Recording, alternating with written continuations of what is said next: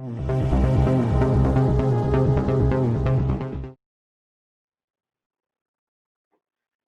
it is now our department head meeting, and kind of by tradition, what we do at this meeting is go around and hear something from various people as far as their department, to get an update. And I think what we'll go ahead and do counterclockwise, Leah, so you front row get to start us off. Yes, please. Well, in my office of treasurer, motor vehicle, and driver's license, we did our first distribution. It will pay out this next week for all the current taxes that we had collected. Then we are sending our delinquent letters just to remind people. So if they happen to forget the first half, that they can get that taken care of. By the end of February, we have our heavy trucks and trailers and commercial vehicles that need to be renewed. So we've been busy with that. And driver's license, we're still taking appointments for that. It seems to work out well. Right now, we're kind of scheduled out for the end of January. So we're just taking it kind of week by week, not knowing when we're going to need to be moving. So that's about everything in our office. Okay, thank you. Yeah. Okay, for HR and payroll, we are working on trying to get W-2s ready to get those printed. Next week is a short payroll week with a holiday and a CICF date on Monday. So Sherry reminded everybody to make sure their computers are closed down for that, and so we'll be doing that, getting year-end quarterly reports done, updating totals, working on a lot of new employees. So we've been. Question: did you get and the elected officers' salary? Yes, we did that last week. I forgot to get it. That's why. Okay. Yeah. It wasn't in the packet. That's for Yeah. No, they'd asked for a copy of it, and I forgot to tell them. That was on me. Okay. We'll have it for you next week. Okay. Okay, Derek. All right. Well, our year-to-date, from January to December, we in 2020 we had 11,000 tons of trash coming in and out, and last year that's compared to 96.55. So we're about 2 tons over than what we were last year. Sanitation department year-to-date is about, for inspections, about $12,000. For 2019 and 3,765 for this year for well waters and streams. We need to ask you guys to speak up so they can hear online. We're just some of them have a problem hearing it. So the noxious weed department lost money this year due to probably COVID. We're down to $1,116, down from $144 last year. So that's all I have. Asking this question: how's the rebuilding coming out there with the structure? It's going. We have the electricity up and running. Hands is maintaining or is fixing the actual. They're fixing the sheet, metal side, and we're still waiting on one quote from for the doors. But yeah, everything seems to be working well. We're pretty much done except put the doors back on. No, it still needs some work. They got a lot of siding going yet. So. Okay, I haven't been by it. I didn't know when. Yeah. Well, come on, I'll show you that. Yeah. Hammons is doing most of that work themselves, Craig. So, Okay. Yeah. so it's kind of going a little bit slow, but they're. And then I'm assuming that when it's done, they'll revisit the contract. I'm assuming it's probably going to be Okay. a safe statement. We've already talked about that. Okay. First, I'll talk about EMS. Next week, Monday, a couple of us will be driving to Missouri to pick up our new truck, which should be done. We'll drive back to Monday, hopefully Monday. It's all checked off, ready to get on. Call volume is about double right now for year to date of what it was last year, so EMS wise. Got on their fifth or sixth call this morning already, so, we're keeping pretty busy. We are seeing some transfers, local business in Kansas City yesterday, which is not uncommon. Wichita and Steve, they seem to be pretty common. So hospitals are still, pretty close to capacity, and so we're still dealing with that. Health department wise, numbers are down a little bit. We're still not, don't know what it's going to do with the holiday. We're still, holding our breath and hoping the numbers stay down, but we're getting now to where we should start seeing some effects of holiday if there is a bump in numbers and positivity. Vaccine seems to be the thing that everybody's excited about. We are slowly getting some vaccine in. We're supposed to get 50 doses in today or tomorrow, which should help. Should finish us out with any healthcare providers. That's the group that we're now working through. Then we're starting to our continuity of operations group. Just yesterday, we found out that the state moved veterinarians into phase 1. So we're in the process today of getting a hold of all the veterinarians in the county and getting them on the list. So when we get a vaccine in the future, the next week, maybe we'll start down through those. So we'll certainly keep the public advised as we get through and kind of go through the phases, and everybody to know that we, the state has come up with a phased approach, and we have to kind of stick with that as far as who we do and when we get them done. We have been told that there's going to be a release of more vaccine at the federal level, so we get a lot of vaccine, more than just what we've been getting, and we're able to do more. Not keeping it as soon as we get it in. If we get it in, when I get back there, we'll start calling people and getting them in the next hour to get it. So continue with that. So we'll continue working through that. Okay. I have gotten a few calls along that line, and I think, some of that, the county is available to receive vaccines, and there's kind of a bottleneck, or it's just not coming through quite as quick, and, are there any steps we can do beyond what we're doing? I know we're prepared and ready. And what happens is every week the federal government ships out a shipment to the state, and it comes in. The state submits an order the end of the week. It comes in. They don't know until the weekend what they're going to get from the federal government. So, and then they have Sunday that the state actually works on saying, okay, where are we going to send it? So they work over the weekend to determine, okay, the federal government sent us this much. How do we divide it up between the cities and the counties that are getting it? And then they don't. The first of the week is when they decide, who's getting what, and then they start notifying us. We've complained a little about it because they don't necessarily call us. Haven't been calling us as soon as they get that determined. So in the past, we've been getting notified Wednesday or Thursday that, hey, you're going to get the vaccine this many doses this afternoon. That's the advance notice we get. So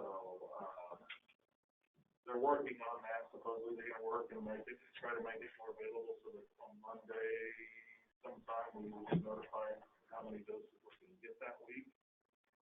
And certainly that is helpful if they're going to be sending us the Pfizer vaccine. That's one that has to be kept ultra cold and starts suspended in a state that's not frozen, so it starts thawing as soon as they leave wherever their site is, their storage site. And we have 5 days to give all of it that they send. So if they would send us 500 doses of Pfizer, we have 5 days to get that all put in somebody's arm. So the Moderna, it can be kept for 30 days, so we got a little more of an allowance on him. So if we would get 500 doses of Pfizer on a Thursday or Friday, we're probably going to have to work the weekend to get it out to people. and we don't know, we can't request one or the other, they'll send us whatever they get, so we can't say we'd rather have them, or they'll send us whatever they have, so. Well, I know we're ready here, and, you know, so that isn't part of the bottleneck. I think the concern, whether it's perception or actuality, there's some states are further along, and so I've had people just, you know, make inquiry and say, We're getting told. what can we do here? About where we are, where they want to get put on the list, and we try to tell them, you know, we'll certainly notify people as soon as state phases come up, and we got enough action to give it.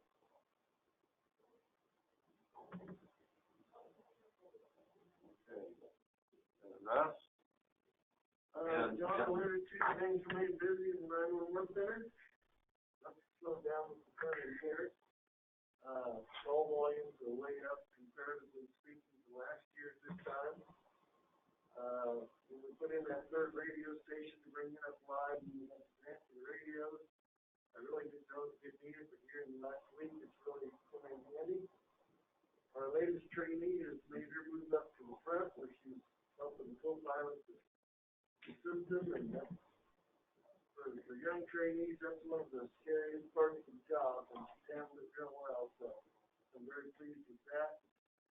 Been working a little bit with Sheriff Davis over here, learning new badge numbers and names and faces, and trying to get everybody where they need to go, so, other than that, just trying to do what we can to make his transition smooth and staying very, very busy.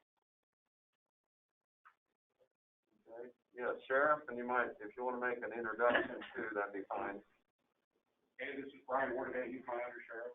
If I had failed to attend these meetings, he's probably the guy that'll be here.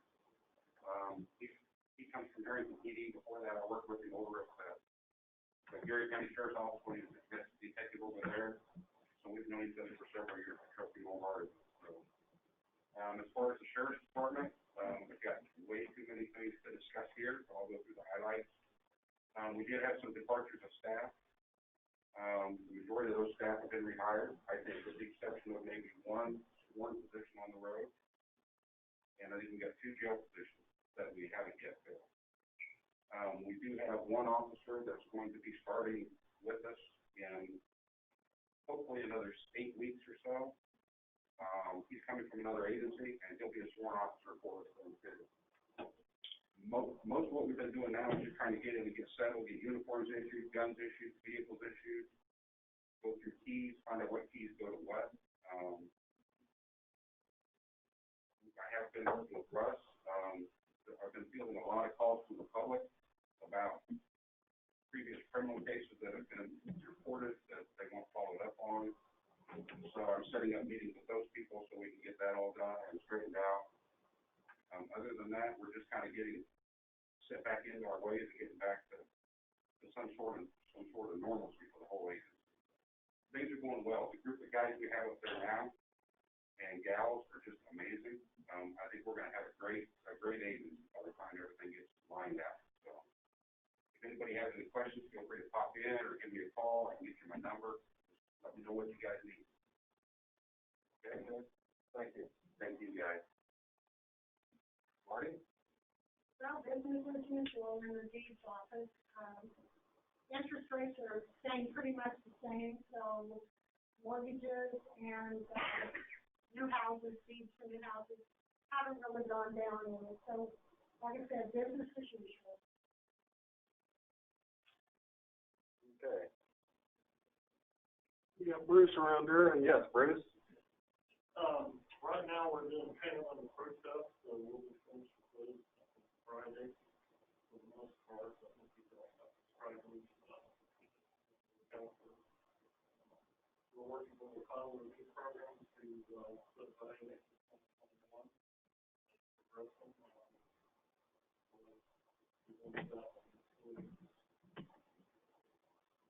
Personal property worksheets, all of those are coming in, while phone calls, as well as foot traffic.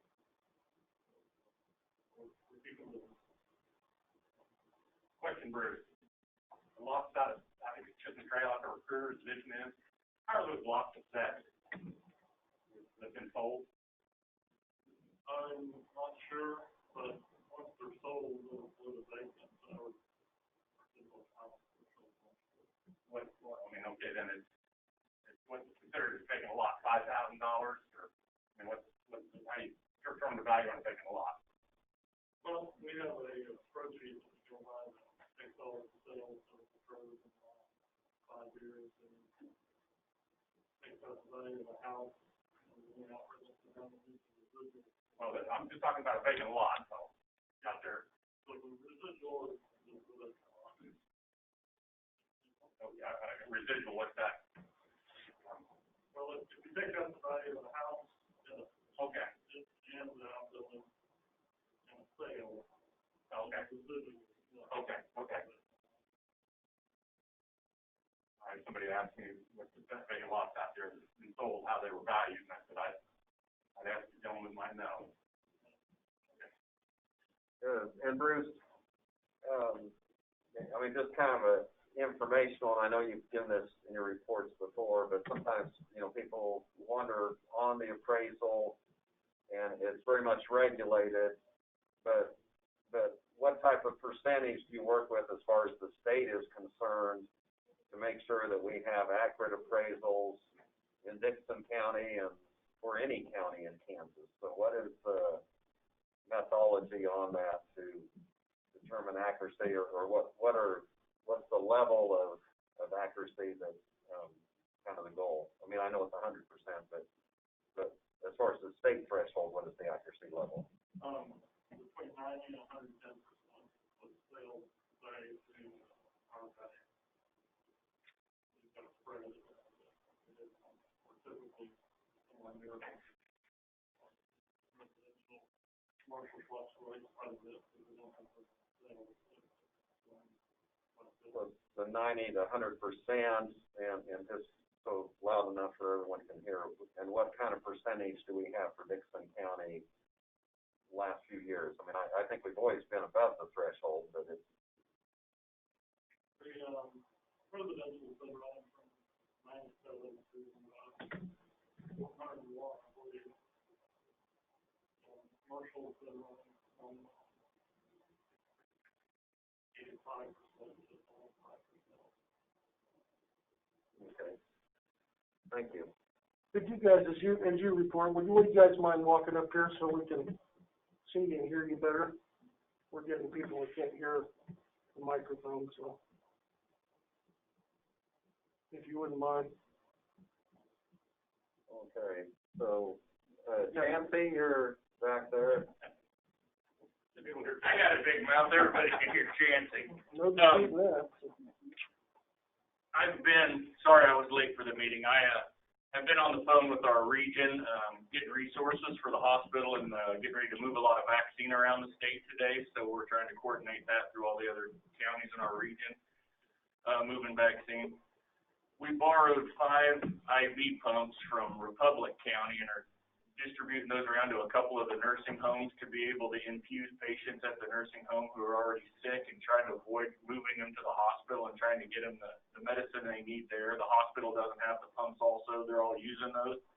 So bringing some more resources in for people to try to get medicine to them a little quicker and to avoid the problems that we're having right now with the outbreaks in the nursing homes and the loss of life that we're dealing with now and the patient load we're putting on of the positive COVID stuff. But vaccine's what we're doing today. There's a load coming in. We're not sure on the number of doses we're going to be able to get, but we're moving some to Jewell County, Republic County, Osborne County, and Lincoln County are all moving today, so we're getting out to them so they can pass it on up. Don't know how much John's getting today though, but that's what I've been working on for the last couple of days. Oh, and we're handing out hand sanitizer till and masks. We've been delivering a lot of masks to people. A lot of people are still wanting to wear them, so if they want them, just ask and we'll get you as many as we can get you. Okay. Thank you. Yes, sir. Hey, Andrea? Purvis? Good morning. sorry I was late as well. I was in court and I had Brock take over the rest of my docket for me, so I could be here today. We are busy. I've made a few staffing changes and working on my goal for this year is to get everybody trained on our full case symptoms. Since I've been here in 2012, we haven't had any training on site as far as the system goes, so I haven't had training in it either. Everything I've learned on my own, and I feel like we can use the system more efficiently and perhaps use more of what it gives us. We just don't know how to do it, so we're working on, I've got one of my staff members getting in touch with the company, and I think she's been in touch with Sherry as well, to see if we can get someone here to give us some specialized training in that. We have a whole bunch of jury trials set. The big one that was set for next week has been moved to the end of March, the last week of March, first part of April. And then, but the one that we know is going to be going, as far as I know, is that on the 25th and 26th of this month. So that one is still scheduled to go forward. We have been doing mediations, although unfortunately those so far have not. I think we've had a couple of the cases worked out through mediation, but we're still working on trying to get them resolved ahead of having to have a trial, but I can only do part of it. So the other side has to also be willing to kind of work things out. So if you have any questions for me specifically, please feel free to ask. Okay, thank you. Yes. They're doing much better when we come up here and talk, so I think that helps. Not sure who else is around the corner. We got Sherry. Oh, okay. I'll be quick though. So our IT and GIS report is that half of the stuff that everybody else just reported on is requiring either a new application or a new computer for one or more people. So we are really, really busy right now. Particularly the staff change out at the Sheriff's Department, which requires a lot of equipment change out, but also a lot of configuration of the system. Working on application for scheduling of vaccinations, working on quite a few other little things to kind of support other departments. So as the move and relocation gets closer, that is also part of what we're trying to get ready for. So just kind of ask for a little bit of patience when you put in a ticket. You or your staff puts in a ticket, it might take us a little bit longer to get there because things are stacking up on us pretty good. But if you guys have any questions, I'll be happy to answer them. The jail, Sherry, I know everything's gonna come down through you for the, the monitors and stuff, that'll come through your part of it. The computers themselves and the telephones do, but the security cameras will not come down through our equipment. They have their own separate special racks and special equipment to support that security system. And do monitor, do you maintain that down or? No, it's maintained by a company called Security or Accurate Control, which is installing it now. That's their enclosed system for security purposes. Yeah.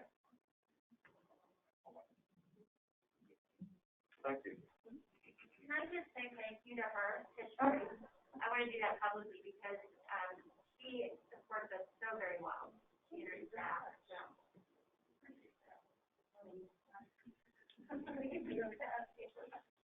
Okay, Janelle? No one else behind the... Nope. Nobody behind the hidden curtain. So 2020 is behind us, I hope, except for a few invoices. So we'll have the last accounts payable run that will come at the end of this month. The year's been closed, so we've got a few little things there. We're preparing for the audit. They're coming next month, the 18th and 19th. We'll work out the logistics of that if they're going to be on site. Fortunately, we're able to email a lot of the documents that they need, which is good. They have a secure site, so we can do that.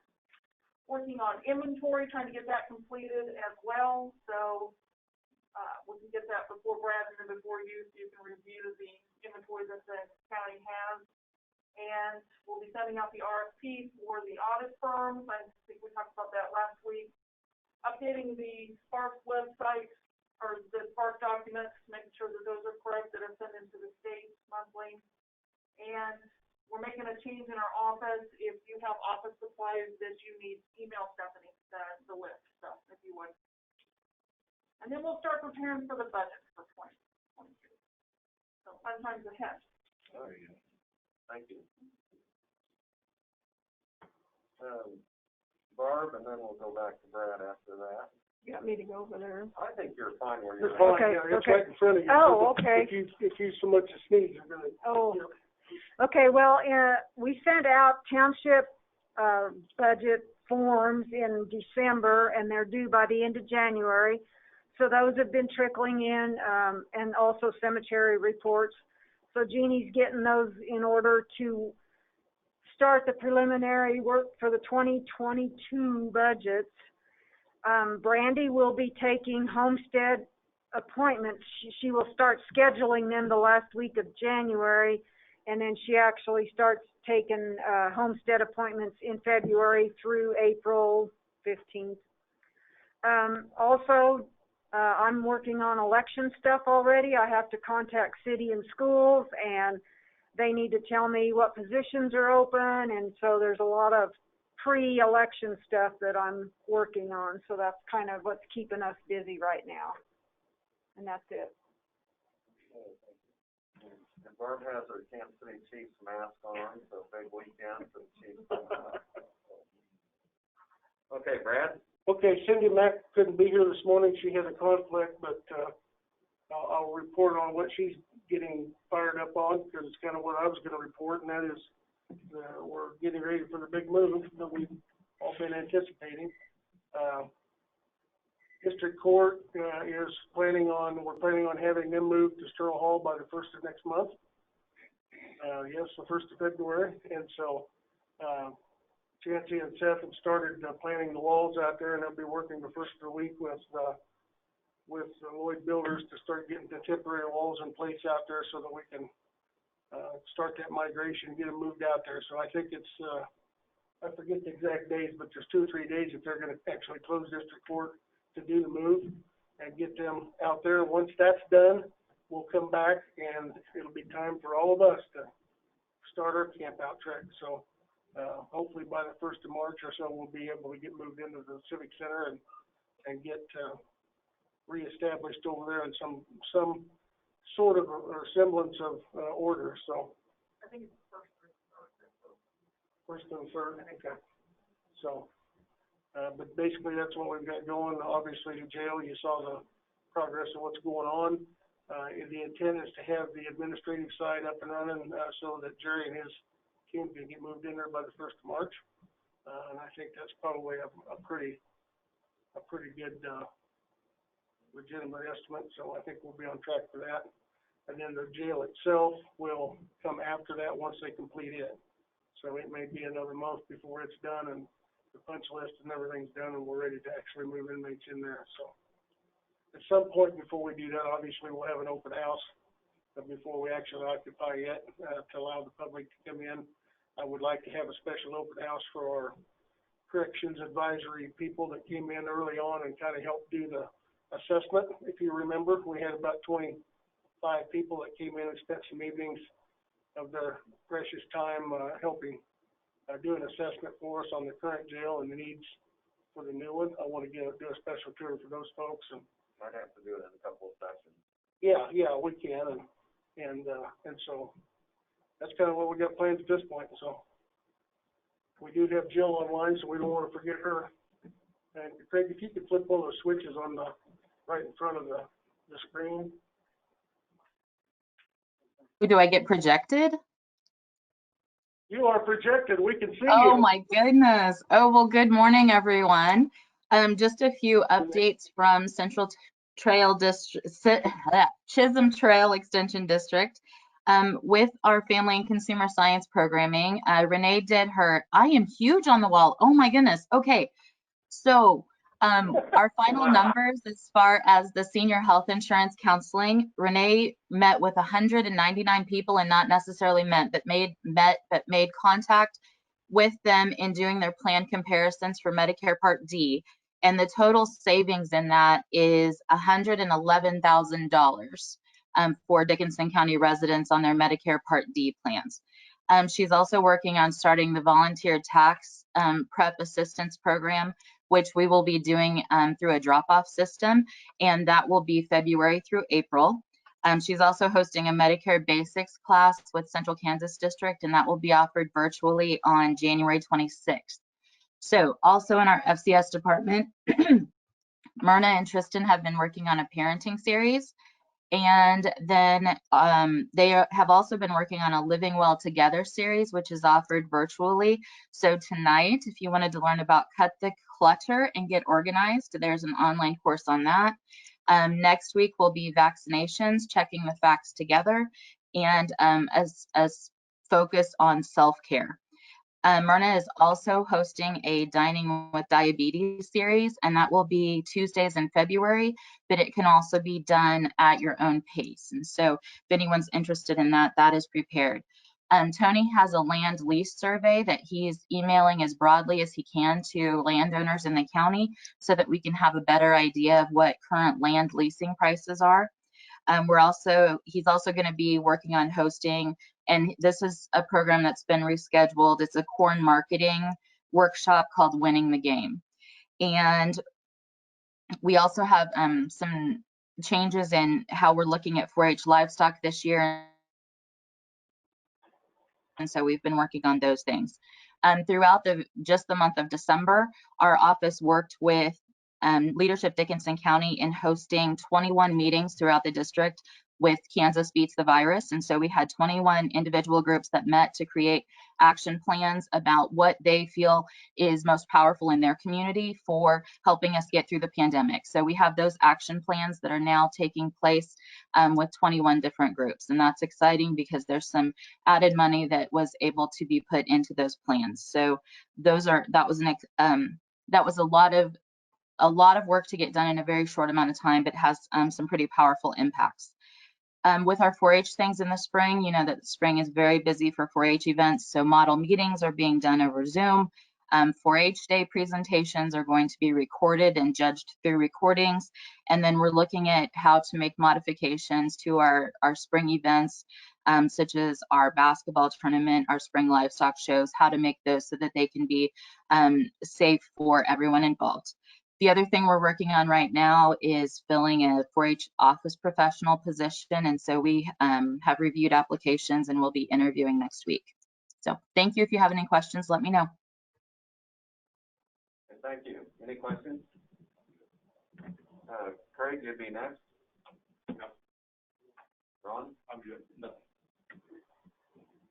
Okay, as Brad mentioned earlier, we did a tour of the new facility that's being worked and had quite a bit of an outline to see things coming together. It's amazing once it gets in close and the weather cooperated how things have moved along. One of the things I was going to mention is today, and we're kind of in the early form of this, we kind of hit a reset button, you might say, in having some of this using technology for some of our meetings. And I appreciated Jill being able to be with us remotely and off-site, and I kind of thought we would have more of that even today, but it's fine. It's kind of a miscommunication, and we're kind of trying to figure all this out. And, you know, our next meeting, maybe next month, will probably be like that. And it's not that you can't come, you know, I mean, some of you, you know, probably just come across the hall or so on. But the other thing is, as we get ready to go over to the Civic Center, we aren't going to have room. And so we're kind of in a process of finesse, you might say, to try to get this done and make it, you know, also accessible so everyone can hear. And I think it's helpful that we've had our department head meeting live today. And I might mention, too, that we've had some people that have gotten with us that weren't comfortable coming to some of the previous meetings, and not our department head meeting, which is open public, is a public meeting also, but they weren't comfortable with some of the distancing and, so on, didn't have a mask on and so on. And so, we're trying to look at the safety from all age groups and from all people in our county. And right now we're kind of, it's kind of a tough time, locally, statewide, and in the nation. So, we need to try to be responsible and courteous. And, I think it's something we can get along in a respectful manner. And that's part of democracy. Not everybody always sees exactly the same thing or the same view. And we have discussions and try to shape policy and get along. And I think it was, in one of our previous meetings, I think it was Paige, had mentioned in her closing remarks, and she even asked me, or made a statement to me. She said, I don't know why the newspaper quotes me so much. And I told her, I said, you're pretty articulate and to the point, and so on. But she put a reminder to us. We're friends, we're neighbors, and we're part of the community. And I think we need to remember that and work together, and things are going to work out. And we are working on the vaccine. Appreciated what John had to say on that. So anyway, that's kind of where we're at now, and that concludes this portion as far as our department head meeting. Hope you all have a great day and enjoy the weekend. And I'm sure you all agree with Barb. Let's go Chiefs. Then I have something to say. Yes. I'd like to just take a second to thank all the new elected folks and officials just got elected. Thank you for wanting to serve Dickinson County and work. And I want to thank the rest of you department heads for Dickinson County for serving time to serve Dickinson County and take care of the folks here. So I want to again thank all of you.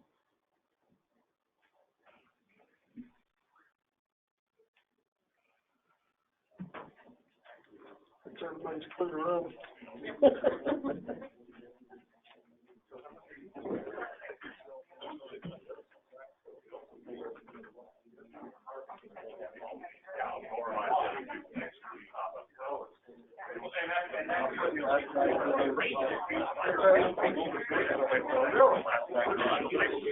Oh, really? Yeah. Cool. I'm looking at, why not? I got back about anyway, thank you. Good.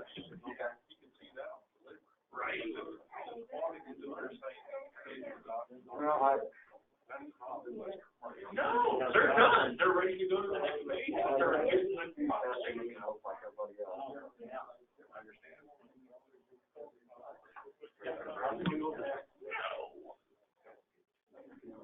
When do you need to know who all wants to shop? How soon? No. Oh. Okay. I don't know. We need to let John know there's supposed to be anything else. So. Oh, okay.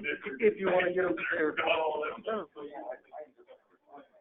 You sure could, yeah, that's what they said. That's what Mike said, you give someone a 5-day deadline on it.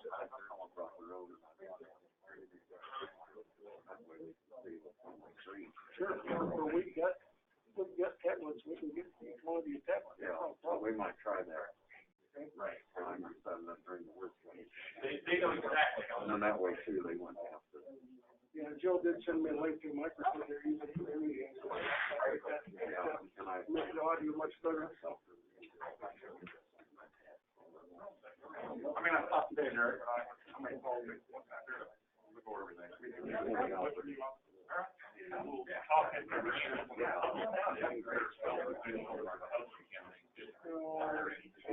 They're close.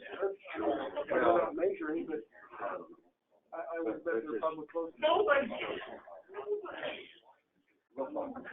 And if you get a mask on the 6 feet, Sorry, I'm sure you still are there. and I guess it would be. You think I need to repeat the remark I made or what? No, I think. And that's why I want to There's No other news that day, we're going to.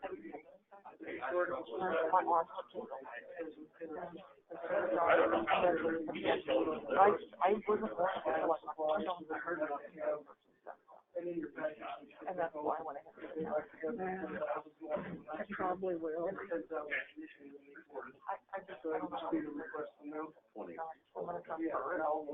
In my report, so. Okay, we'll add that to the agenda. Yeah. Let me go ahead and touch on this one wrong this time. Yeah, that'd be fine. You think they ordered them apart? Because they didn't have. You remember transport with a pump?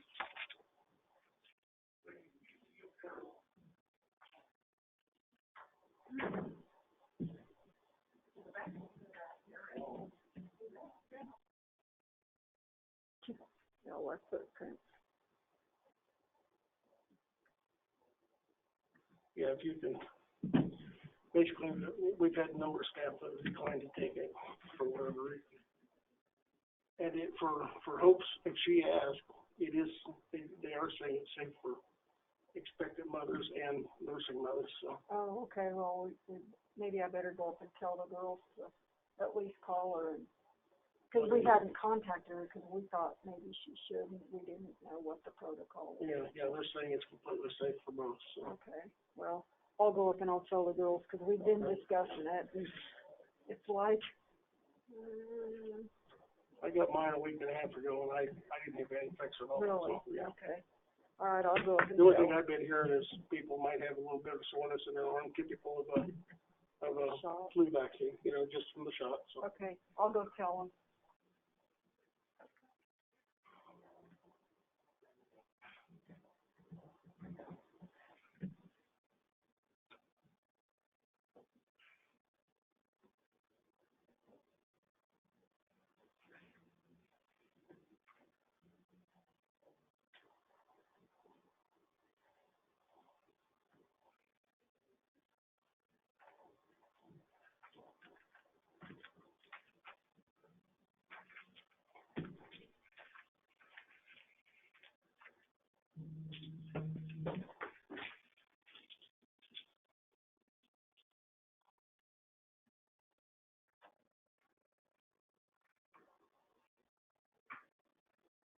Well, one thing about it, we've had a pretty mild winter so far, haven't we?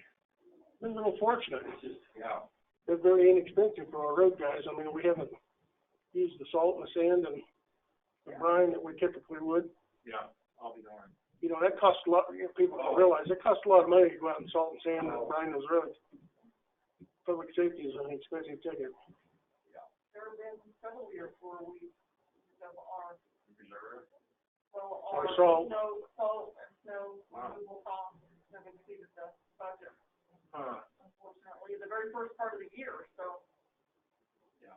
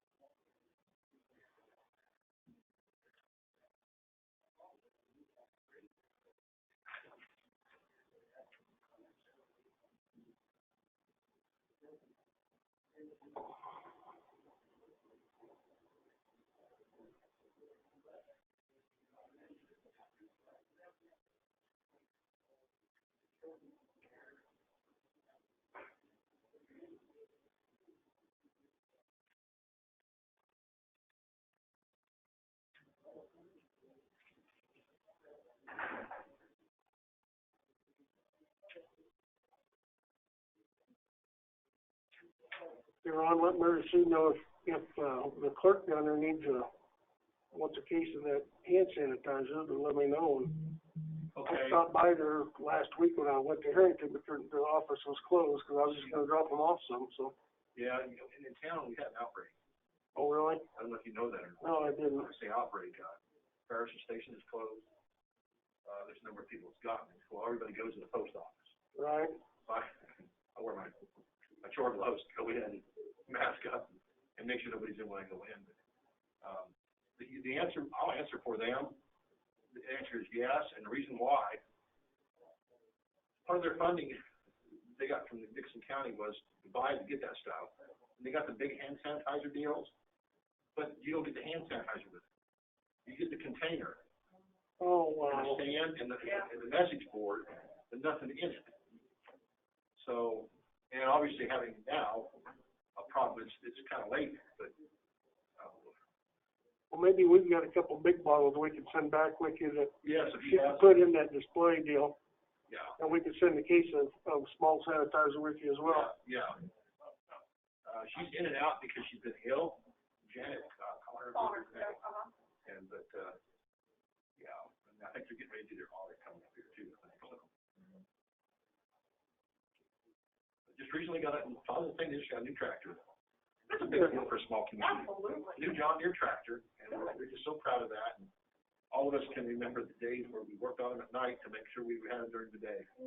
Type deal, so.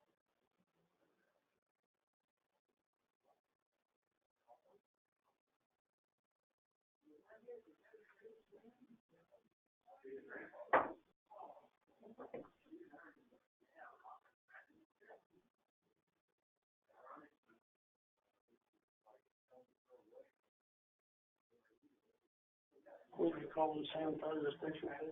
Yeah. What are they called? Mine even have what they call it. I think it's a dispenser.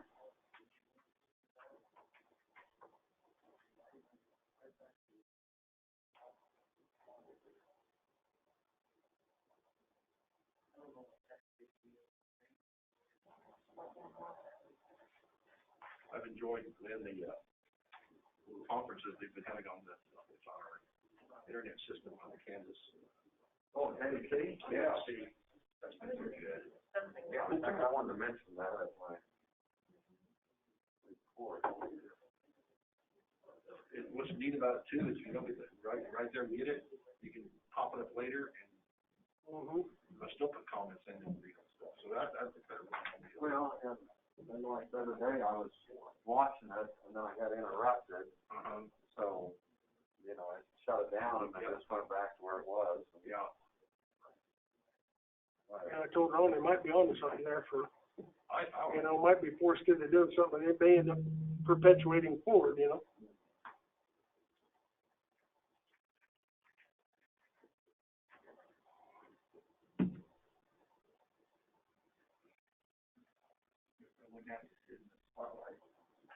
You can sit wherever you'd like to. Looking at you.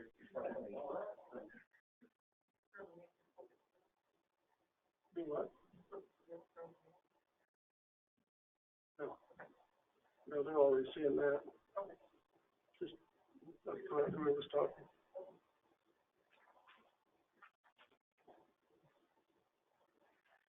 Craig, well, I think one of those switches turns off just those two lights maybe. Might make it a little easier to see. There you go, yeah. Yeah, you said behind you, I stood by the door, and I was okay, I couldn't sit there.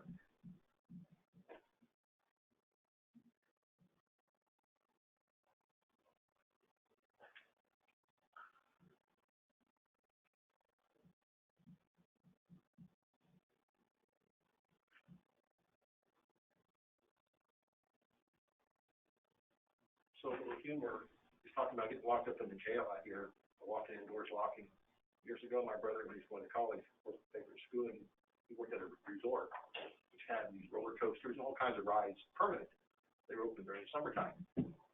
Towards the end of the summer, it was slow. Not many people were going to the resort. And he thought he'd take a roller coaster ride by himself.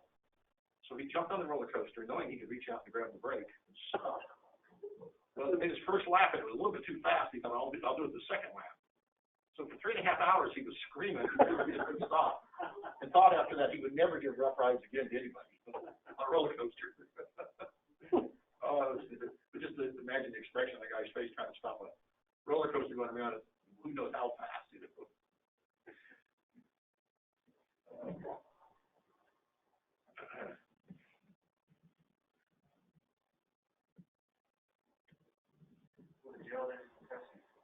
is something, isn't it?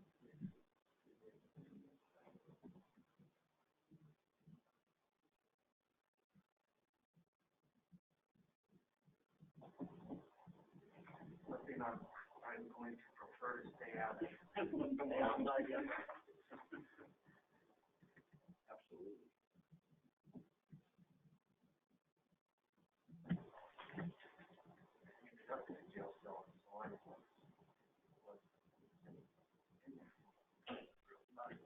Oh, my. Yeah.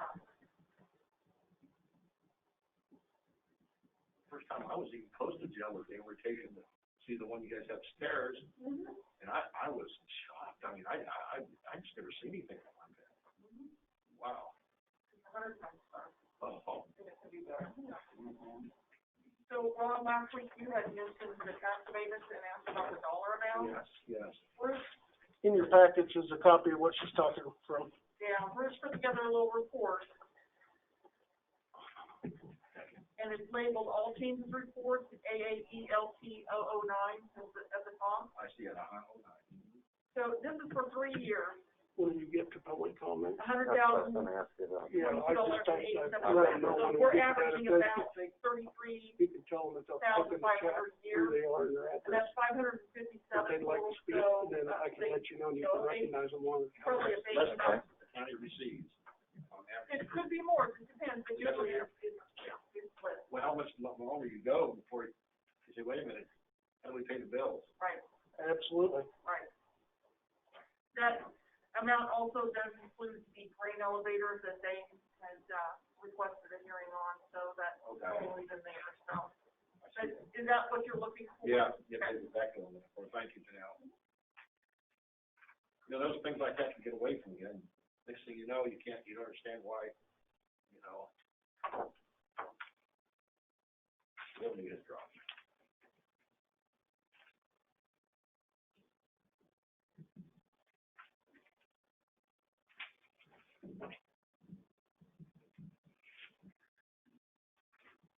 Doug? We're getting there.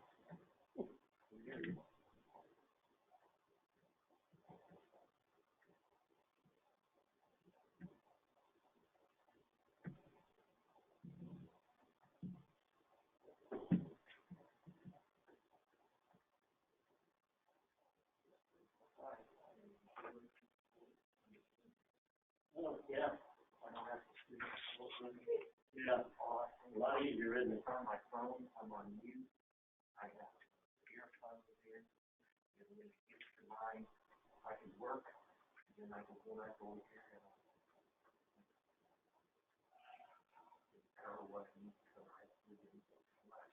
A lot of the things that you're doing, you have to contact you a whole lot. I hope that you see that. I think I would have just had to.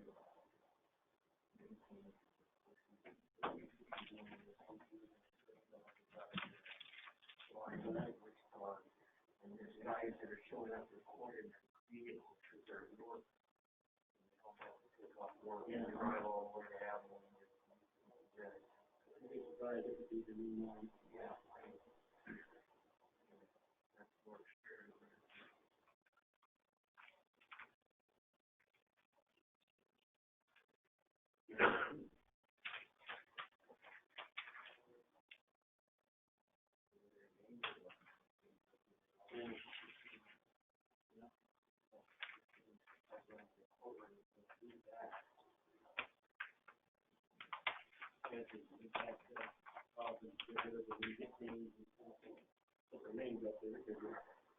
Smoky blue and things. Probably somewhere. Yeah, like further, street.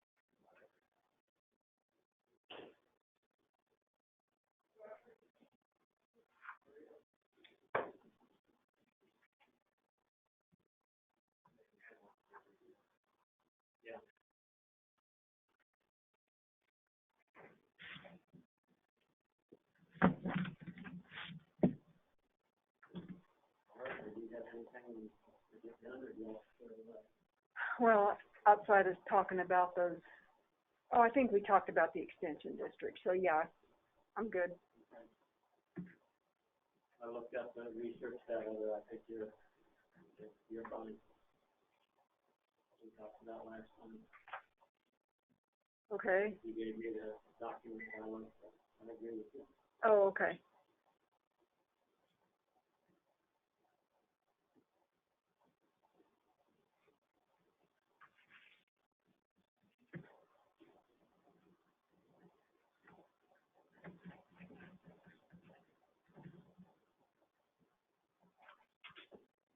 Everybody else back there, sure.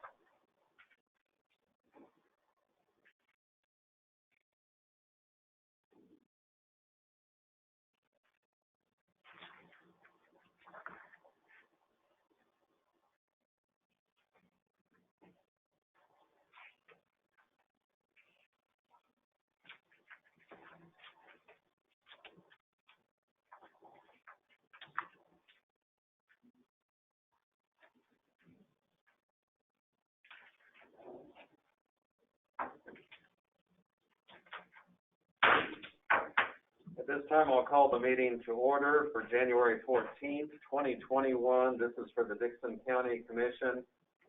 And also want to welcome those that are joining us by phone and by computer. At this time, would you stand and join in the flag salute? I pledge allegiance To the flag of the United States of America and to the republic for which it stands, one nation, under God, indivisible, with liberty and justice for all. We do have one item to add to the agenda, and this is in regard to the Historical Society, and, they're ready to do some work on their roof. And so we will add that to the agenda, and with that, I would move that we approve the agenda as amended. I'll second that. We have the motion, we have the second. Is there any other discussion? All in favor say aye. Aye. Opposed, motion carried. The consent agenda includes the minutes of the January 7th meeting, also the prior year fund expenditures of $216,694.16, the current year fund expenditures of $634,643.54, abatements of $6,865.02, a wire payment of $2,500, and a special check of $31,575. I move to approve the consent agenda. Second. We have the motion and the second for approval of the consent agenda. Is there any other discussion? All in favor say aye. Aye. Opposed, motion carries. This time we'll go to commission comments. Craig? Yes, I'd just like to make a comment again that I've said before. Computer, I have it. I printed off last couple times, last month or last week and this week, and each one of the commissioners get a copy of it, and then Red and Barb get a copy of it. So that's how the computer is working out. I make sure everyone of the commissioners gets a comment. That's all I have, Lynn. Okay, thank you. Ron?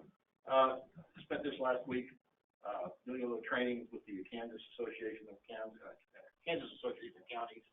and they're here trying to educate us, and so this is going to be ongoing for about a week. But each year, the commissioners have got to attend so many classes and kind of bring themselves up to what's going on. And believe me, it's going to take more than a few years to learn all that stuff. But we appreciate the county getting us volunteered and educated. Okay, thank you. And as Ron mentioned, the Kansas Association of Counties, annually, we have various events, actually more than one event throughout the year.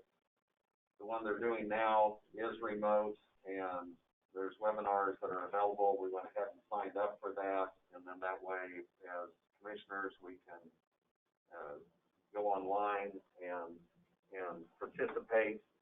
And of course, that's something I think a lot of us either have seen it and just even what we experienced today, or, we'll zoom in on things, and, the technology is helpful, but also has kind of become a little bit of a necessity of some of the times that we live in. Also, this is a little bit of a different format than what we've used before previously, and basically what we've done is kind of hit the reset button and decided, okay, these are the things we need to do to adapt, but also to prepare for the move that we're going to be making over to the Civic Center. That's going to be on March 1st.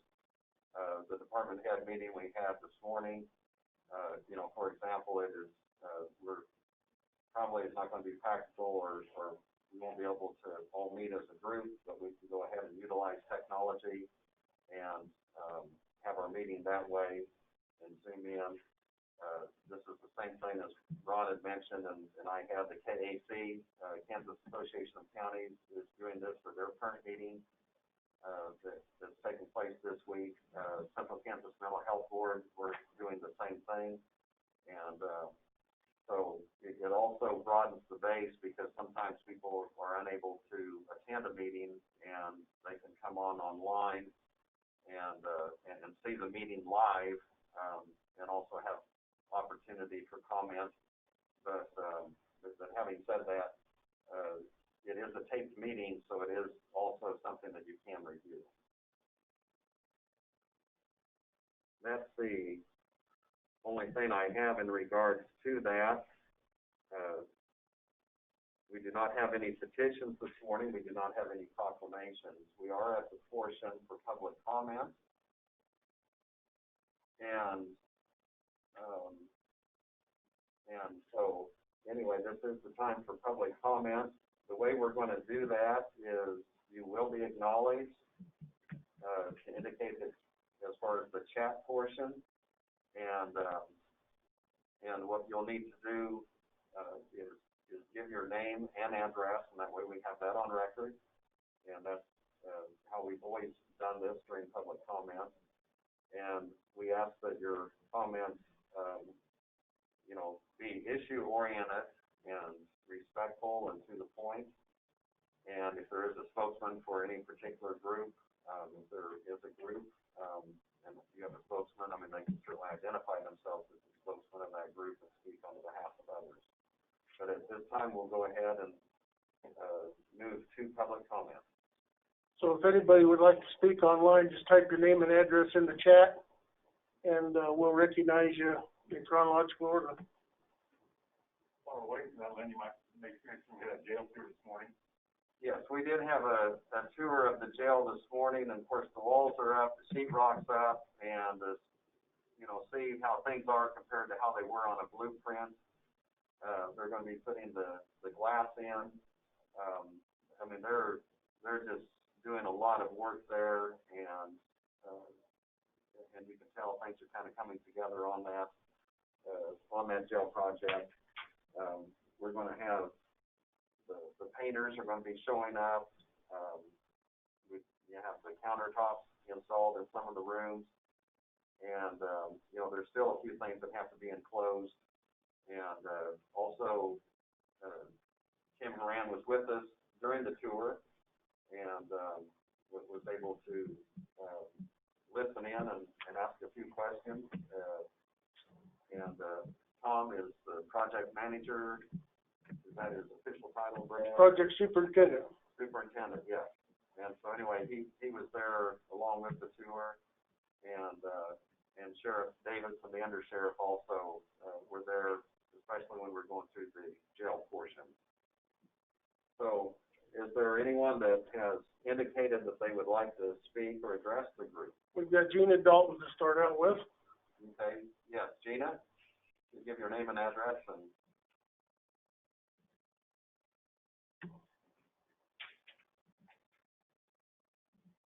Gina, you'll have to unmute your microphone. This may take a little bit to work through because we're. Okay, and now I think I got. Am I on now? You are on. We can hear you. Oh, awesome. I hate these things. Gina. Oh, we lost you. We heard you say your name. On my phone, I don't have speaker on my computer. I just had a couple articles that I wanted to share, a couple studies that was done. One was a Danish study, and it was talking about masks. It's called the DanMask 19 trial, conducted in the spring with over 6,000 participants. Around half of those in the trial received 50 disposable surgical masks, which they were told to change after 8 hours of use. After 1 month, the trial participants were tested using the PCR, antibody, and lateral flow test and compared with the trial participants who did not wear a mask. There was no statistical significance between those. There was 1.8% of those wearing masks caught COVID compared to 2.1% of the controlled group. 9 other trials looking at the efficiency of masks, 2 looking at healthcare workers, and 7 at community transmissions have found that masks may make little or no difference on that. So that was that one. Hang on, I got to grab another paper. The other one was published in the New England Journal of Medicine, and this was in Sweden. It said in March, we know in 2020, many countries decided to close school. In Sweden, COVID-19 was prevalent in the community during the spring of 2020. Social distancing was encouraged in Sweden, but wearing face masks was not. Data on severe COVID-19 as defined by intensive care units, blah, blah, blah, blah, blah. Okay, March 1st, and between March 1st and June 30th, school ended around June 10th with, okay, that's not what I wanted. Hang on one second.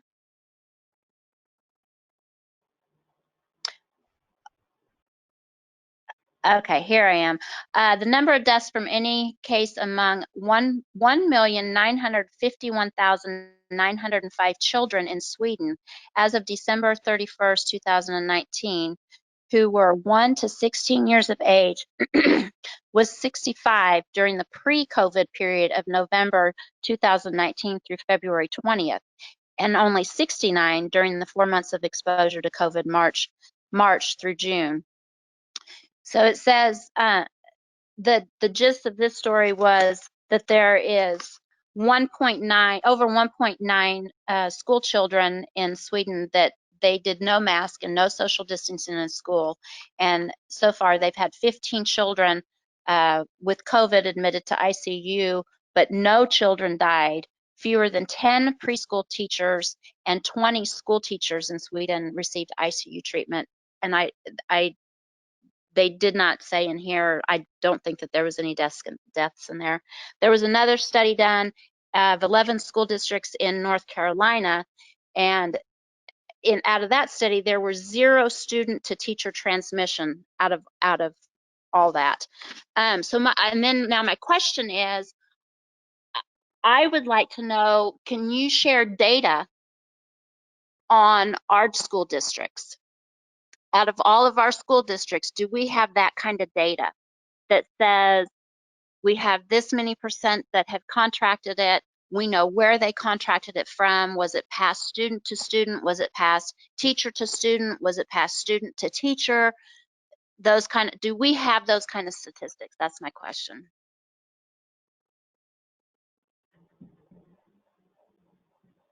I'm not aware of those statistics, so that's more of a health board or probably school districts, but we can inquire.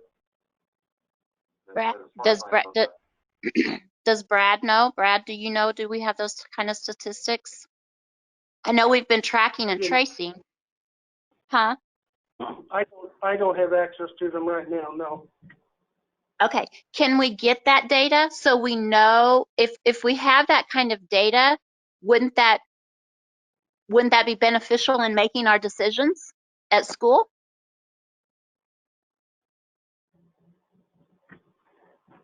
I'm not a health professional, so I'm not gonna make a statement to that effect. I don't know.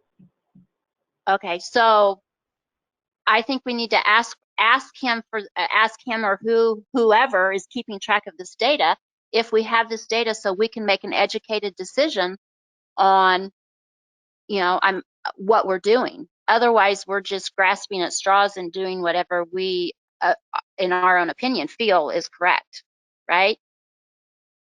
5 minutes is up, and thank you for your comments, and we can pass that information to, I don't know if the schools would be interested in gathering that, but thank you. I think they'd be interested. We've got Sherry is the next one up. Okay, am I unmuted? You are. Yes. Yes, okay, great. All right, thanks. Sherry Hooper, 506 Northwest 3rd Street. So first of all, I want to acknowledge you guys. I know we've said in the past, you have a hard job, because not only do you have us in your face every week, but you have the influence of social circles that apply pressure. And I know that because we have them too. It's hard to withstand that sometimes. And I honestly can't say I would do anything differently or better than you given the same circumstances. So I just want to tell you I respect the challenge that you guys are facing. So I'm going to go a little bit off track here.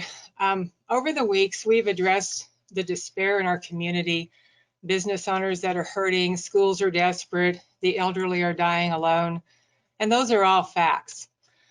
And I'm wondering, we're Abilene, it's a small enough community. I keep thinking we ought to be able to get our act together, because this is affecting everybody.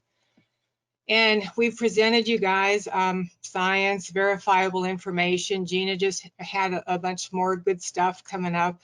And this kind of stuff can be verified, after the meeting. But I realized, this is really more about, I believe, fear than anything else. I feel like we're bringing a knife to a gunfight sometimes. I have had people message me privately, stopping me in the grocery store to thank me and or they whisper to ask that I can call them later when they can talk because they can't talk right now. And they're desperately quiet and terrified. And they also thank me for what the group is doing, beg me, say, please don't stop. We're their only voice, that kind of thing. And, you know, I've never lived in a time such as this. None of us have, probably. And then apparently this week, one of our members lost his or her job because of their affiliation with our group. And I don't know any details to it, but, you know, when you think about our group, honestly, it's the most middle of the road viewpoint out there.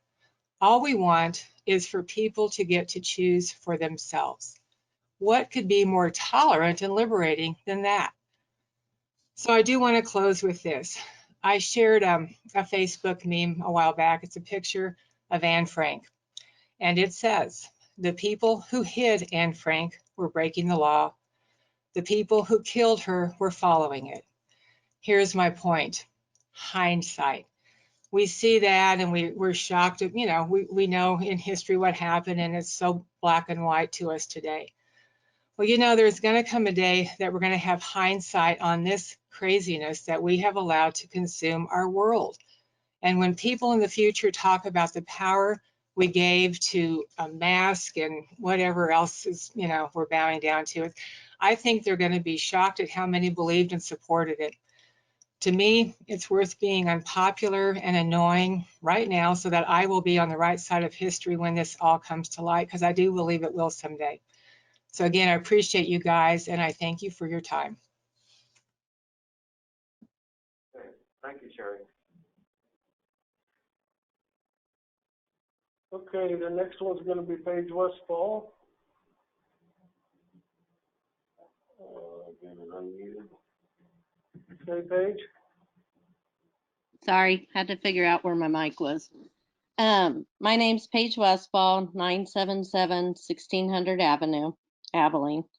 I just want to first publicly say, I realize I sent you all emails, but that I apologize if you think that I was ever rude or disrespectful, because I do respect your job.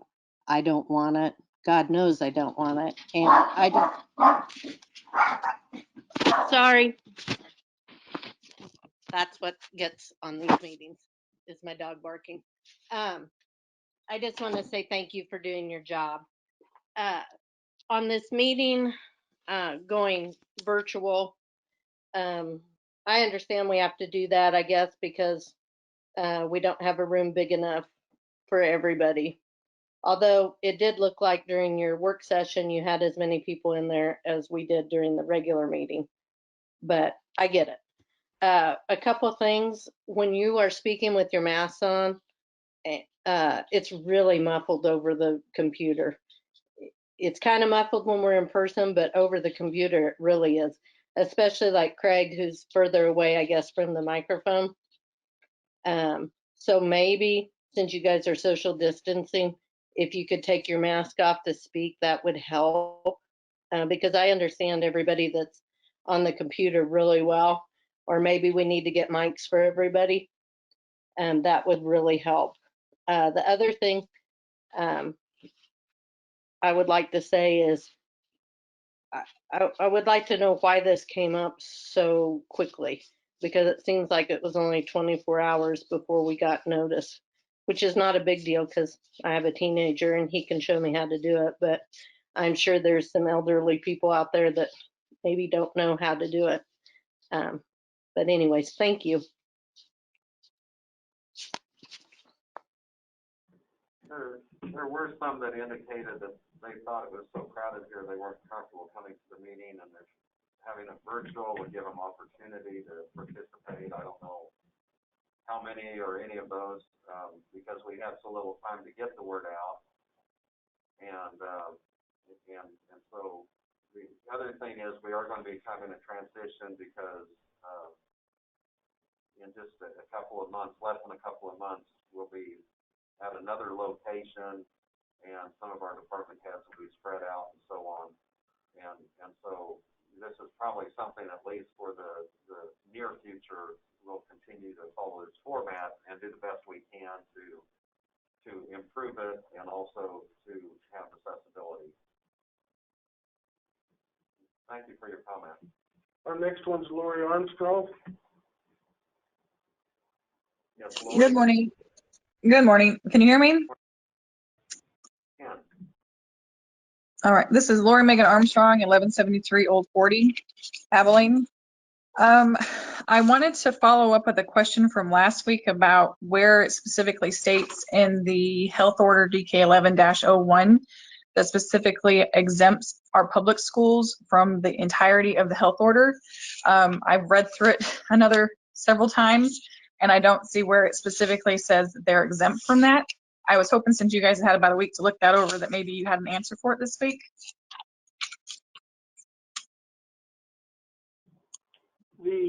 I can answer that.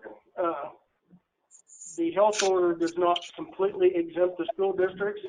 They are exempt from the mass gathering clause in that.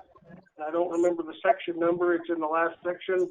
It's exempted under with a couple other categories, but schools are exempted from the mass gathering. They are not exempted from the masking portion. Okay. And then another question. So, because last week I think, Brad, you said that they were exempt from the entire order. So I appreciate that clarification. And it's probably something that we need to work on communication. So the second thing that I was looking for, request for, is something I've noticed is a breakdown in communication for the people who you have been elected by, is understanding what actually occurs during these county commission meetings and kind of what the cyclic process is for approvals and things. Brad last time mentioned that the meeting for the Sparks funding was open to the public, but I tried to dig around and see if there was any like notice sent out or posted to Facebook or anything that said, hey, the public's going to be voting on this, and bringing in entities like the Dickinson County Economic Development Commission to really say, hey, do you guys know if businesses have a need? Last time it was said that businesses should not have been included in the Sparks funding, which is not completely accurate. Because out of the 108 counties here in Kansas, many of them of similar size to us did allocate hundreds of thousands of dollars to small businesses in an attempt to have them recover and be stimulated past the negative effects of COVID. And so they also set aside hundreds of thousands of dollars for people who maybe didn't have internet connectivity and make sure that their kids had the proper connectivity at home. They also allowed programs for people who maybe couldn't put food on the table because their place of business had been shut down for 2 weeks. And so Lynn, last time you said that we really should be thinking creatively about how to approach these problems. And I earnestly would ask that the Dickinson County Economic Development Center be included in those conversations, especially regarding businesses, and that in some ways that the people of Dickinson County would have more directly benefited from that money. I'm sorry, Brad, I think you took it that I meant to say that those payroll line items were somehow a bonus to our employees. After further research, yep, you're absolutely right. We allocated payroll towards that, but there's still a $20,000 line item in there for a miscellaneous pay to the county health officer that I don't believe is part of payroll, and I would like clarification on why that would be necessary if that's already your job and a payroll item should have been, but it was listed as miscellaneous.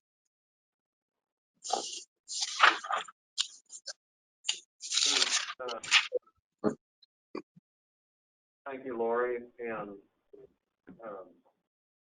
we'll go ahead and maybe a couple of those, perhaps, I don't know, Brad, if you want to answer, or Janelle, or I can address. There was the business. Why don't we cover the first? There was money made available through businesses, but that was a federal program, the PPP program, payroll protection program. But also there was another one which the city was administrator for, and also and Dickinson County Economic Development. So would you want to address that portion of her question? There was another grant program, money that came down through the CDBG /CV program that we did apply for and received the same amount as the city of Abilene, who chose to apply on their own, and they received the same amount of $130,000, I believe it was. That money is still there. We did contact the Economic Development Corporation and put that grant program in their lap to manage and to deal with local businesses. They coordinated with the North Central Regional Planning Commission to administer it, and it's on your agenda today to approve those funds out to those local businesses. However, we're going to ask you to table it because they didn't have all the information in from some of the businesses. It's been very difficult, number one, to find businesses that are willing to apply. It's been even more difficult, and I'll go into that in my briefing, that finding businesses that are willing to supply the necessary and required information to justify their request. And so we did do that. That was a choice that you made to apply for that grant funding on behalf of our businesses. It was not millions. It was $130,000, which is the cap that we're eligible for based on our population, I assume. So Abilene applied and got the same exact amount of money for businesses in their jurisdiction. So it's my understanding the money that came into us, the number one priority for that money was schools, municipalities, and the county. Correct, Janelle? Yes. So on the Sparks money, on the $3.6 million, when that came available, and we'd referenced this before, but just kind of in review, one of the first things we did is reach out to the cities and to the schools, and then the school boards, the city managers, and kind of the stakeholders throughout the county were at that meeting, and were told, they didn't have to come up with something right then. They needed to go back, consider what their needs are, consider what the guidelines were to make sure everything would fit, and as far as review. And then all of the cities and school boards and superintendents reached out to us so they could participate. They identified specific projects. Having said that, there were things regarding the county that we also looked at what we could do just to make things fit. And any of the money that would not have been used up, the state, and in fact, we still get a few requests occasionally from someone saying, do you have any of that money left? Because, they have particular needs. But anyway, it was a process over several months and several meetings. I don't know, Brad, if you want to add a little bit to that, or? No, I think you've covered it. I would add that there are a couple of miscellaneous items in there that we left in there knowing that by the time we very quickly go out and get bids on some of those things, a number of those bids are going to come in under what we estimated, and a number of them would come in over. So we left a little bit of padding in there to cover some of those things. A good example of that would be on the Sterling Hall project. We earmarked what we thought the construction would be. However, we've had another surprise in the sewer line that's too shallow that we had to put a sewer pump in, which is another $6,000 or $7,000. And then with the power lines that are overhead, we have to pay Evergy to move those. That's another $5,000 or $6,000. So those are surprises that come in on any type of a major project like that we wanted to make sure we had money in that project and not taxpayer coffers that we had to reach into and extract that money. So we tried to be prepared with some miscellaneous accounts, if you will, as I think is what Janelle called it. So all that money will go towards Sparks-related or COVID-related expenses. It has to. And we are also audited monthly by the federal government and the state government to make sure that we use them appropriately. It isn't just a cash bucket of money we get to spend on a whim however we want. So it also was one where you use it or lose it. Absolutely. So it wasn't that we do have information on that. So anyway, thank you for your comment. Do we have anyone else that was going to call in? I do not see anyone else on the board, so.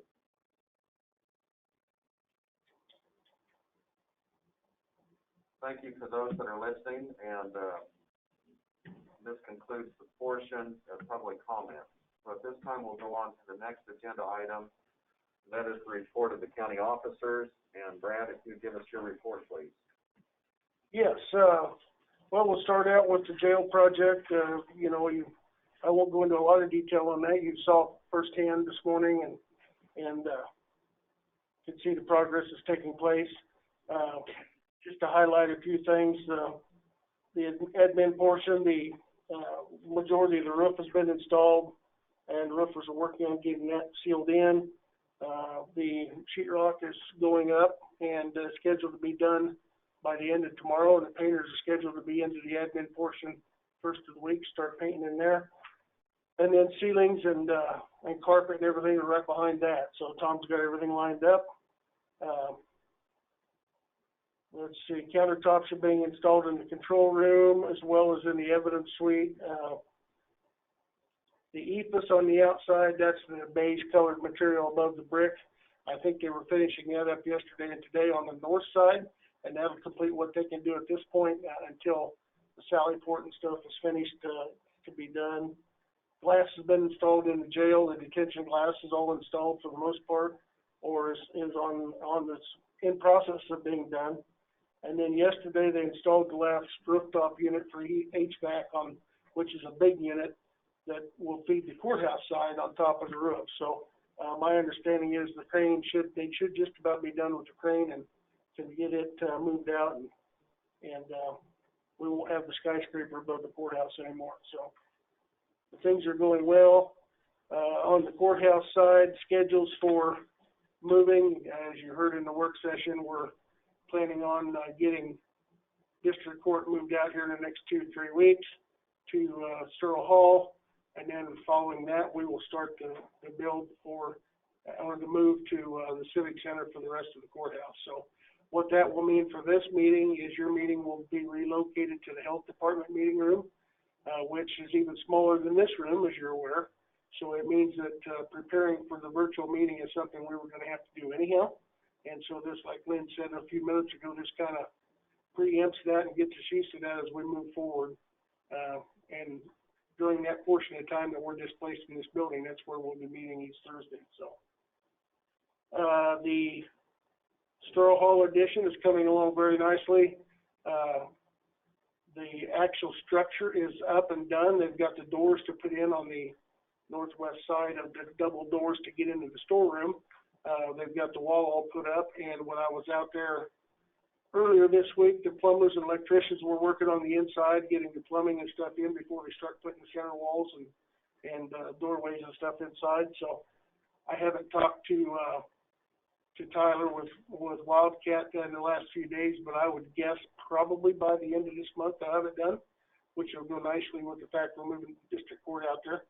That'll give us some extra facilities on that west side to utilize. So, Question on that, Brad. Yeah. How's the security out there with the fair office being there? We're gonna have to change any security out there? The security from here will go out there. And so as you come in, the main doors will be the east doors there by the fair office. One of those sets, either north or south.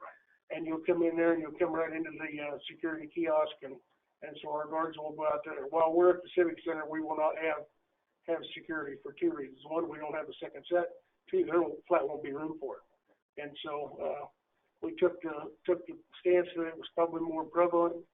I hate to say this, I don't mean that courthouse staff aren't important, but it's probably more important to have them out there for district court. It means there won't be anybody else out there. So, but that's our plan for right now. So. Let's see, we talked about the grant project. I don't know, is there anything else on our well, I guess that's the CDBG grant. Give you a little update on that. Our intention was to have that available for you today to approve. And we've got a number of businesses that did meet that criteria, although it does not look like we're going to use up all the funding. But talked to Chuck yesterday, and I actually have been checking my email, and they sent the information, it looks like, in this morning, but he wants a chance to peruse that and make sure everything's correct and not get in a hurry, because once we approve it, we can't go back. But hopefully by next Thursday, if you would just table that today, we'll have those grant awards ready for you to approve, and then we can run them through accounts payable and pay those grants out to those businesses.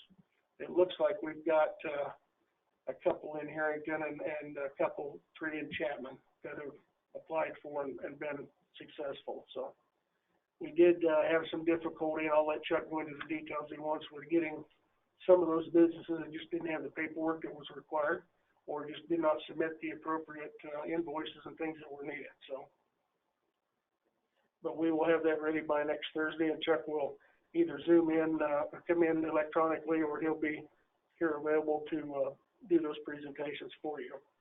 Janelle mentioned she had given you in your packet, the abatements list for the last few years, and I think she explained that to you. Road crew bridge crew is replacing a bridge down in the 200 block of Lark Road, and that is going well. And as far as the Talmadge Bridge, I am going to try to, and let me go back and share my screen here. I'm going to try to share out with everybody some video of maybe, I don't know whether I'm going to get it done or not.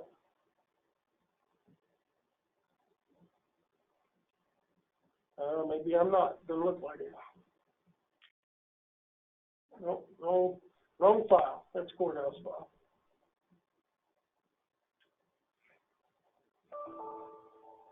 Well, I don't have access to it. I thought we had that all figured out. Sorry.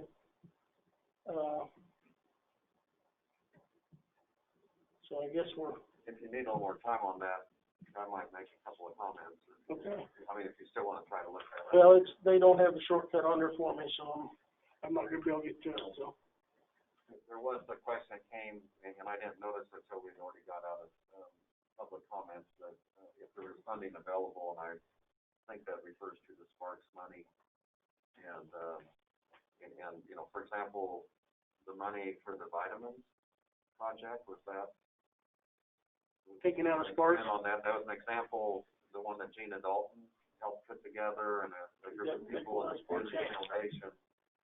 But that money is not available, Sparks, and never was, to like private individuals, or it was not available, you know, for a business or whatever. That had to be a public entity like a school, or city, municipalities, or county. So there were some specific guidelines that narrowed just exactly how that would be used. Correct. So that's so anyway, just kind of for clarification. Okay. Well, I thought maybe you still just need a little more time to pull that up. No, it's the folder's not there that I had asked for. So we're learning here. This isn't my laptop, so I don't have access to what I normally would have. So okay. The issue over in Reinhardt Township, the 2500 Trail, that is scheduled to be done tomorrow. Martin has the tube, and he's got all the locates were done, and he had a crew going over there to do that project tomorrow. Whether he gets it done tomorrow or goes in the next week, but we've notified the property owners, and she seemed to be rather pleased that it was getting done finally.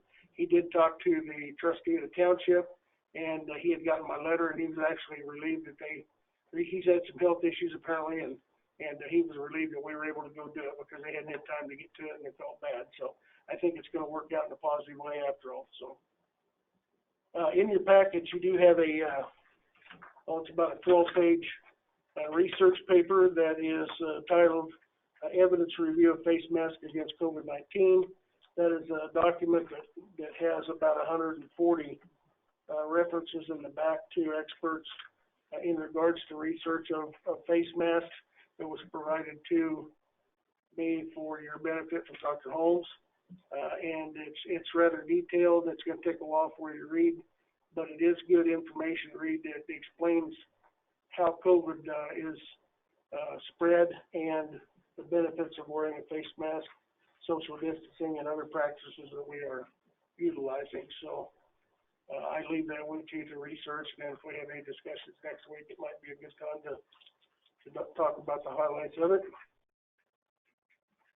And other than that, I think that's kind of about it, unless you have any questions. So. Thank you. Any questions? Doug, if you would give us your report, please.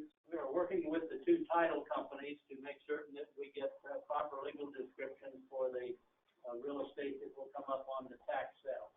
And so as we work through that process, we'll prepare the final documents, and then depending upon the court calendar, what we're able to do without being restricted, then as soon as that's ready to go, then we will file and move forward with the tax sale. And that's all I have. Okay, thank you. This time we'll go to notices and communications. We have from the Kansas Department of Health and Environment, KDHE, just kind of a housekeeping item that they routinely and it will automatically send out anytime a permit is issued. And we have one for Lynn Rock of Hope, Kansas. And this is a renewal of a permit for an existing facility. And this has to do with cattle, more and up to 700 pounds. And there's been no change as far as the units that are used. We also have a letter from the census, and they're requesting information from us, and so I'll go ahead and get that to you, Brad. And other than that, notices and communications, as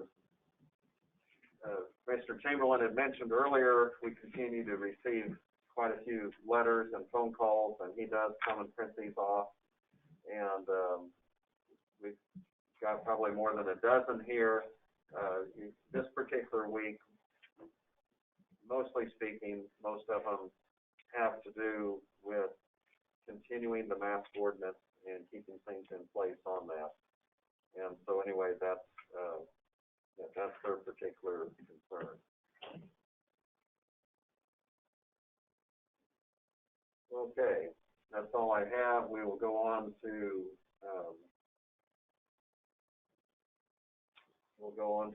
other business, and we do not have any resolutions or unfinished business. As Brad mentioned, we had consideration. Well, first we'll go ahead and do this in order. The resignation of Jim Feld as Union Township trustee. And also now they have told us, Union Township, that they would want to appoint Jeff Kilmer. So we need a... So moved. 1 second. We have the motion and the second. Any other discussion? All in favor say aye. Aye. Opposed? Motion carries. Next item we have is to consider the approval of the CRF grant application from local businesses. And Brad had mentioned earlier that we will table this item. Do you want to give us any additional information, or you pretty well covered it? No, I've covered it. It's just due to not quite getting it all done at the Planning Commission, all the paperwork completed, we just weren't quite ready today. So we want to get it done as soon as possible, and that's why we put it on the agenda, because we know it's critical to get that in those people's hands, but it just wasn't quite appropriate. And that's another example on something like this, when we have some of that funding made available, how there is extra care and deliberation, just make sure everything is in order and everything is reviewed, because we also know it is subject for review. So we want to make sure that everything we submit can be approved and that we've done our due diligence in that regard. The next item we have was an addition to the agenda, and that is in regards to the Historical Society. And I know the commission recalls that they had a roof project that they were working on and had asked us to hold some of their funds previously, because we kind of the discussion is, once you're ready to do this and once you have the funding in place, then we'll take into consideration. Would you want to fill in some of the blanks on that? Sure. I spoke to Nat Scholl with the Historical Society. They've been working very diligently to try and get a new roof on the storage warehouse. And so they were able to come up with a company out of Tampa to give them a proposal on that, which you have in your packet. They have their insurance settlement. They have the money from us, and then they have some more money to raise. However, the project includes a lot of steel siding, and as you are well aware, steel's going up, probably gone up just while we've been in this meeting this morning, the price. So the contractor suggested that, he indicated he couldn't get to it until the summer anyhow, and they feel confident that they can raise the extra, what little money they need after, in addition, for the labor portion between now and then. So they were wanting to go ahead, and their board approved going ahead and purchasing the materials, getting them on site so that they don't have that extra inflation between now and then for the steel. And So their request is to get last year's $10,000 allocation for the capital money that you set aside, and also this year's transferred to them so that they can go ahead and make that purchase along with the money they have on hand, so. Okay. So we just need a motion to go ahead and approve, transferring that money to them. I'll make that motion. I'll second it. We have a motion and a second, and this is releasing the $10,000 from the previous year and also the $10,000 the current year, so it'd be $20,000 for their roof. Any other discussion? I'm not trying to be, I'm trying to be good stewards of money. Are they gonna be able to store the metal here or down there at this place? I believe Nance told me that she would, or that company would store it at their facility. So we didn't have to worry about it being here and disappearing. Make sure that it's verifiable, that something doesn't have to. Yeah, and I might suggest to her that, much like our contractor, our CM has done with our project, on big purchases like that, before they pay the bill, they want a photograph of it. So, yeah. Okay, good point. So we did have the motion and the second. Any other discussion? All in favor say aye. Aye. Opposed, motion carries.